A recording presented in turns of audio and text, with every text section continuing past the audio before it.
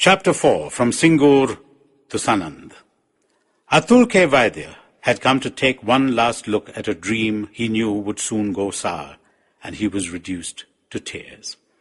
A senior engineer with the planning team on the Nano development program, Vaidya had wangled a visit to Singur, the original site for the small car plant, because he was in on a secret only a handful of others were aware of.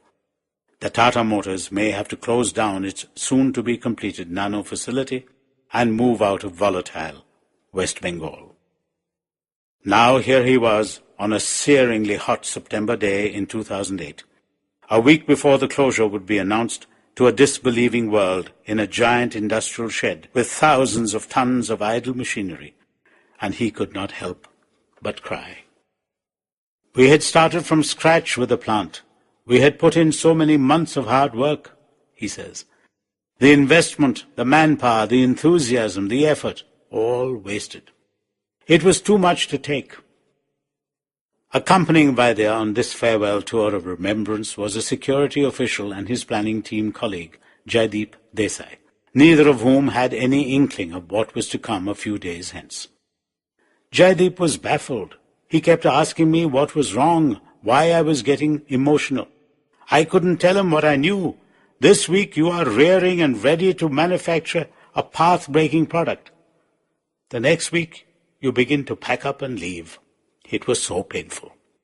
There was plenty of pain for everyone at Tata Motors and a lot many people outside the company to share as the reality of the Singur pullout began to sink in.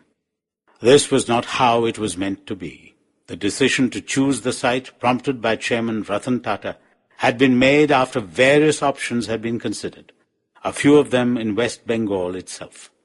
Negotiating terms for the deal on behalf of Tata Motors were senior executives Amarjit Singh Puri and R.S. Thakur. An initial agreement was signed with the West Bengal government in late March 2006. This happened on a day of some attrition, and the setting for the sealing of the deal was a bed in a Kolkata hospital. Thakur, one of the authorized signatories for Tata Motors, had injured his shoulder in a car accident en route from Jamshedpur to Kolkata.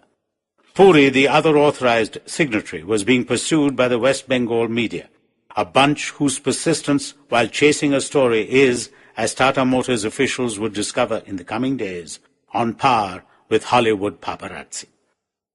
I was in a taxi and these guys were hounding me, recalls Puri. I was moving around the city in this taxi from 11 a.m. to 2 p.m. and I finally managed to shake them off. Thakur could not get off his bed, so I went to the hospital and got him to sign.